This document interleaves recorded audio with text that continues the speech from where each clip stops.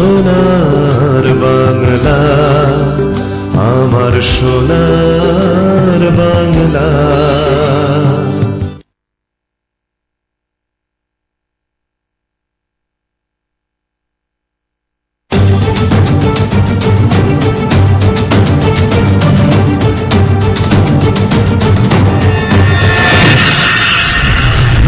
নমস্কার, আপনারা দেখছেন টার্গেট নিউজ। আপনাদের সঙ্গে আমি সায়ন।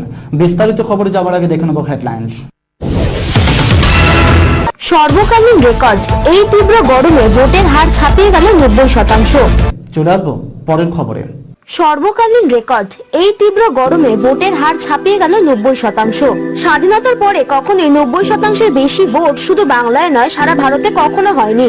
এই অতি উৎসাহী ভোটের সকলে কোন পাত্রে পড়েছে?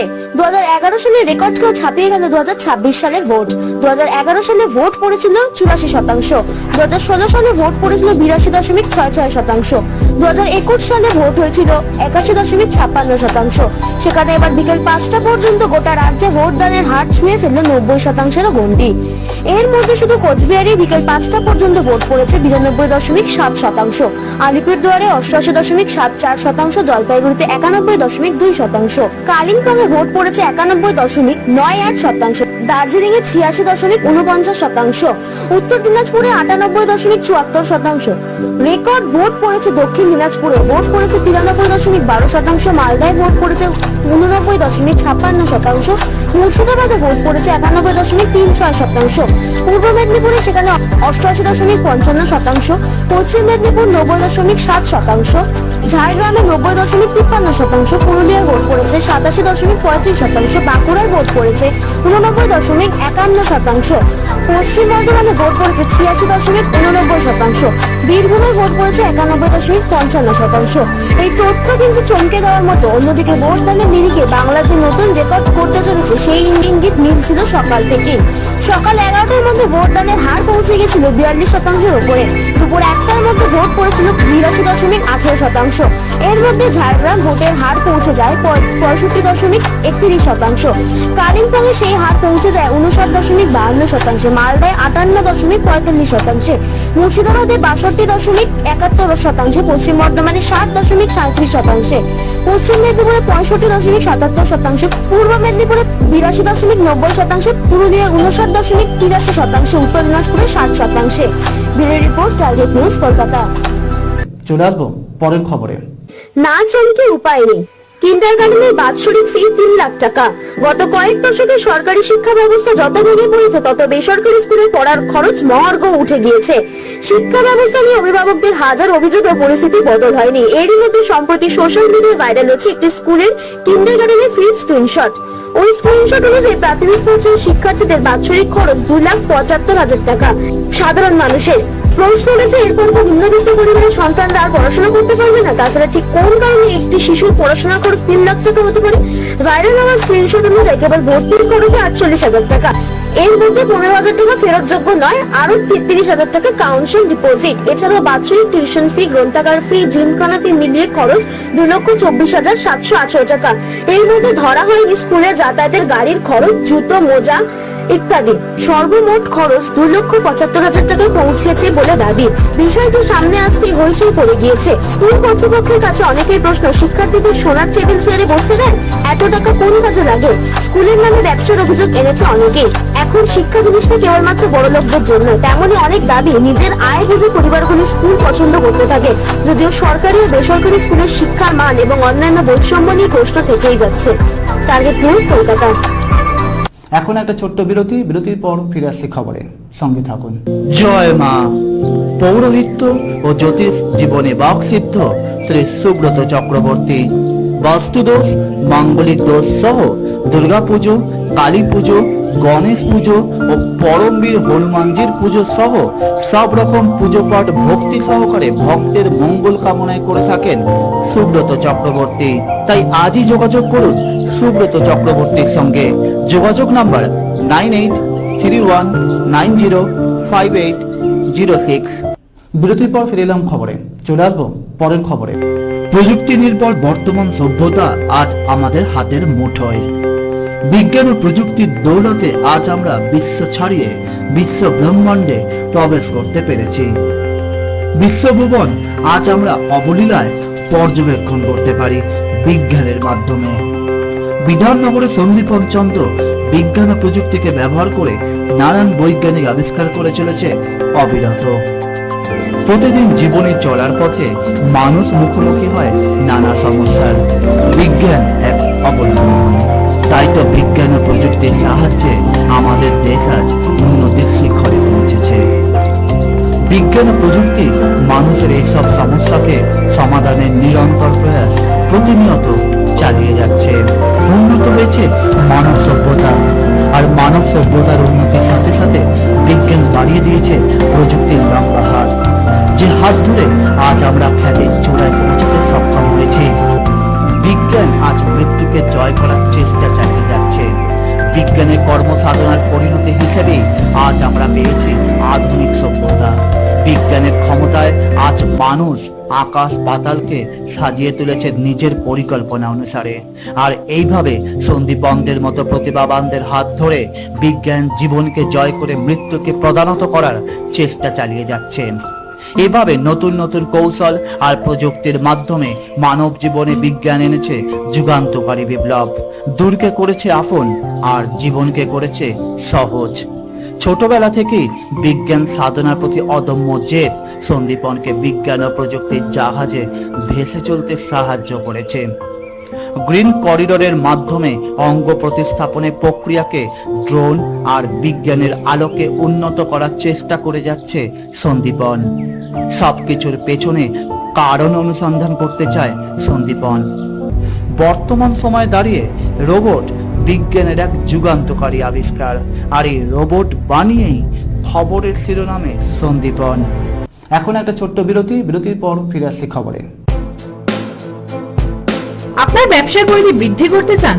নামমাত্র খরচে বিজ্ঞাপনের জন্য যোগাযোগ করুন আজই 8334034324। চলে আসবো পরের খবর। এসআইআর এর কারণে ভোটের শতাংশ এত বেড়ে গেছে মনোজ আগরওয়াল। 23 তারিখ প্রথম দফা ভোট শেষ হবার পরে যে শেষ পর্যন্ত ভোটের হার 92% ছাড়িয়ে গেছে, সেই বিষয়ে অনেক রাতে সামনে আসলো নির্বাচন কমিশনের বক্তব্য। বাংলায় তো নয়, ভারতে কোনোদিন এই এক বিপুল সংখ্যক ভোট পড়েনি। তৃণমূল ও বিজেপি দুই পক্ষই অতিরিক্ত ভোট নিজেদের বলে দাবি করছে। তবে তারপরও সাধারণ মানুষের মনে এই রেকর্ড ভোটিং নিয়ে প্রশ্ন থেকেই যাচ্ছে। অনেকেই জানতে চাইছেন কেন হঠাৎ এভাবে ভোট দিলেন সাধারণ মানুষ, আর এই বিষয়টা খোলসা করে দিয়েছেন পশ্চিমবঙ্গ নির্বাচন কমিশনের সিইও মনোজ আগরওয়াল। কেন এত বেশি ভোট পড়ছে এই বিষয়ে নিজের ব্যাখ্যা দিয়েছেন মনোজ। তার সোজা কথা, এসআইআর এর ফলে মৃত ভোটার ও স্থানান্তরিত ভোটারের নাম তালিকায় নেই।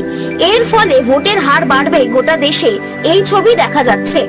অসম থেকে শুরু করে যেই সব রাজ্যে সম্প্রতি ভোট হয়েছে সেখানে হার বেড়েছে ভোটের, আর বাংলায় তো ভোটারদের হার বেশিই থাকে, এবারও বেশিই থাকবে। অর্থাৎ এবার ভোটের পার্সেন্টেজ বাড়ার নেপথ্যে এসআইআর এর প্রক্রিয়াকে তুলে ধরলে সিইও মনোজ।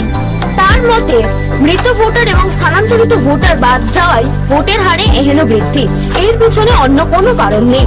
এই কথা বলতে গিয়ে তিনি অসম থেকে শুরু করে অন্যান্য রাজ্যের ভোটের উদাহরণও টানলেন। পাশাপাশি তিনি কলকাতাবাসীকেও বেরিয়ে এসে ভোট দানের আহ্বান জানালেন। সাংবাদিক বৈঠকে তিনি বলেন, আমরা সবাইকে ভোট দানের আবেদন করে থাকি, কলকাতাবাসীকেও তাদের অধিকার অবশ্যই প্রয়োগ করুন। তার মতে মোটের উপর ভোট হয়েছে শান্তিপূর্ণ, কিন্তু জায়গায় বিক্ষিপ্তভাবে অশান্তি হয়েছে। পাশাপাশি তিনি এমনও ভোটদানের জন্য সব রাজনৈতিক দলকে ধন্যবাদ জানালেন। Bureau report, target news, Kolkata. চলে আসবো পরের খবরে। প্রথম দফার ভোটে 4 জেলায় 4 জনের মৃত্যু। না, এই মৃত্যু ঠিক রাজনৈতিক মৃত্যু নয়, তীব্র গরম ভিড়ের চাপে মৃত্যু। ভোট দিতে গিয়ে মৃত্যু 4 ভোটারের। পূর্ব ও পশ্চিম 2 মেদিনীপুর, মালদা ও বীরভূম 4 ভোটার প্রাণ হারিয়েছে বলে খবর। পূর্ব মেদিনীপুরের পটাশপুরে মৃত্যু হয়েছে নৃপেন্দ্র দাস নামে এক ব্যক্তির। পশ্চিম মেদিনীপুরের কেশপুরে প্রাণ হারিয়েছে ইস্তারান বিবি নামে এক মহিলা। মালদাহে মালতীপুরে প্রমীলা বাগদি ও বীরভূমের সিউড়িতে অসীম রায় মারা গিয়েছেন। গরমের কারণে হৃদরোগে তারা প্রাণ হারিয়েছেন বলে প্রাথমিক অনুমান। গত বৃহস্পতিবার সকাল থেকে প্রথম দফার ভোট গ্রহণ হচ্ছে বাংলায়। উত্তরবঙ্গের সঙ্গে 2 মেদিনীপুর, বাঁকুড়া, পুরুলিয়া, পশ্চিম বর্ধমান জেলাতেও ভোট হয়েছে। রাজ্যের পশ্চিমী জেলাগুলিতে বৈশাখের শুরু থেকেই প্রবল গরম দেখা যাচ্ছে। আলিপুর আবহাওয়া দপ্তর পশ্চিমী জেলাগুলিতে তাপ প্রবাহের সম্ভাবনার কথাও জানিয়েছে। এদিন সকাল থেকেই রোদের তেজ দেখা গিয়েছে। বেলা বাড়লে ভোটের উত্তাপের পাশাপাশি ক্রমশ গরমও বাড়ছে। সকাল থেকে বুথে বুথে ভোট দেওয়ার জন্য মানুষের লাইন দেখা গিয়েছে। বেলা 11টা পর্যন্ত রেকর্ড ভোট পড়েছে প্রথম দফায়, এমনই বার্তা দিয়েছে নির্বাচন কমিশন। এদিন পূর্ব মেদিনীপুরের পটাশপুরের বামনগড় জুনিয়র হাই স্কুল 234 নম্বর বুথে ভোটারদের লম্বা লাইন ছিল। অন্যান্যদের সঙ্গে ভোটের লাইনে দীর্ঘ সময় দাঁড়িয়েছিলেন 58 বছর বয়সী নৃপেন্দ্র দাস। তিনি ওই এলাকার বাসিন্দা। অসুস্থ হয়ে কিছু সময় তিনি অজ্ঞান হারান। তাকে উদ্ধার করে হাসপাতালে নিয়ে যাওয়া হয়। চিকিৎসকরা মৃত বলে ঘোষণা করেন। অন্যদিকে কেশপুরের সীমাগেরিয়া এলাকার বাসিন্দারা প্রৌঢ়া ও ভোট দিতে গিয়ে মারা গিয়েছেন বলে খবর। তার নাম ইস্তারান বিবি। লাইনে দাঁড়িয়ে ভোট দেওয়ার পরে তিনি অসুস্থ বোধ করতে থাকেন। কিছু সময়ের মধ্যে প্রৌঢ়া প্রাণ হারায়। পরিবার সূত্রে জানা গিয়েছে এসআইআর এ তার স্বামী শেখ নবাবজান আলীর নাম ভোটার তালিকা থেকে বাদ পড়েছে। স্বামীকে বাংলাদেশে পাঠিয়ে দেওয়া হবে কিনা সেই নিয়ে দুশ্চিন্তায় ছিলেন স্ত্রী। স্বামীকে ছাড়াই এদিন ভোট দিতে গিয়েছিলেন ইস্তারান বিবি। Bureau report, target news, Kolkata. চলে আসবো পরের খবরে। বিবাহ বিচ্ছিন্ন পাত্রর ভার্জিন পাত্রী চাই, এর বিজ্ঞাপন দেখে আশ্চর্য নাগরিক মহল।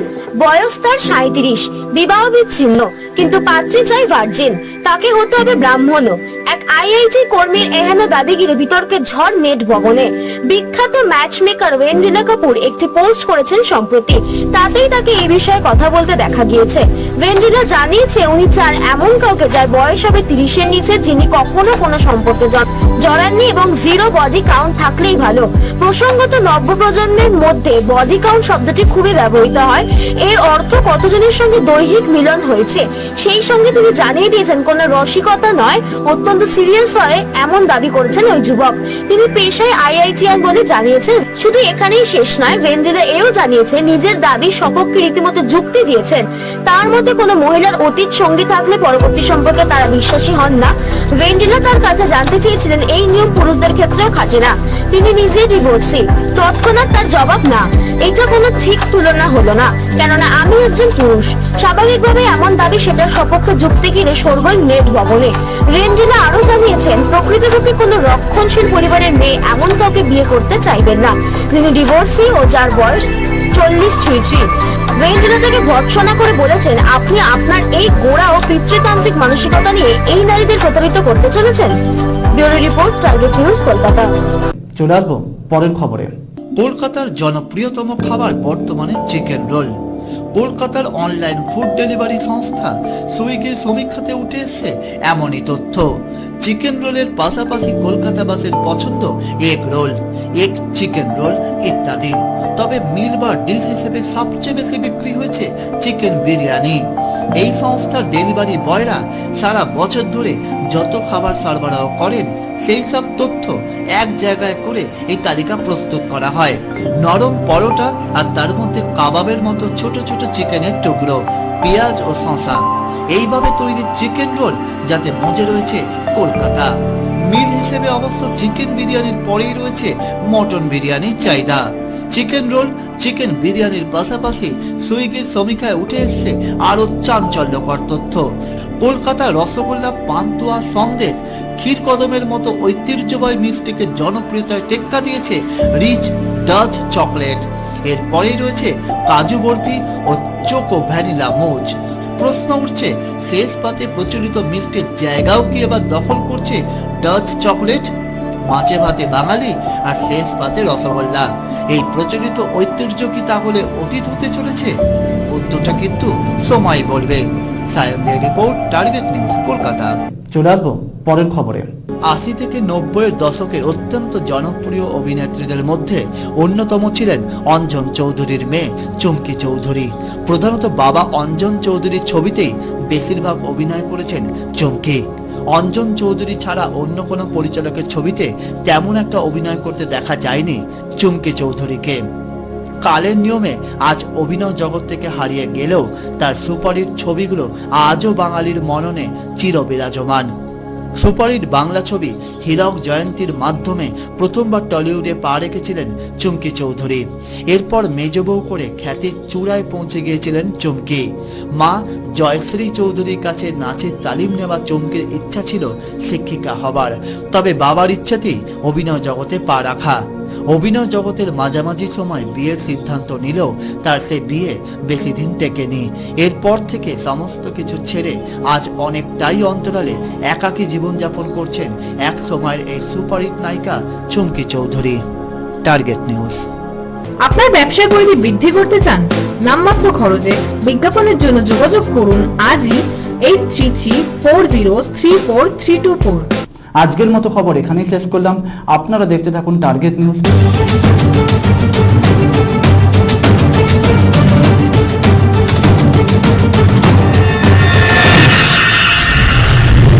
সোনার বাংলা, আমার সোনার বাংলা।